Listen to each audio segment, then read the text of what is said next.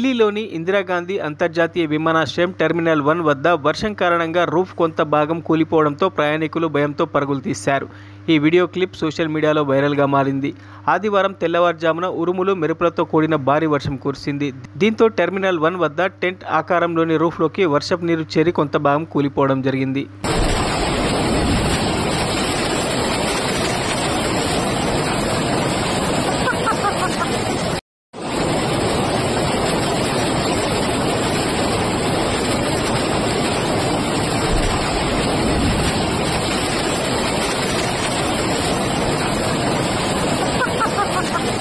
మరిన్ని అప్డేట్స్ కోసం మా ఛానల్ని సబ్స్క్రైబ్ చేయండి.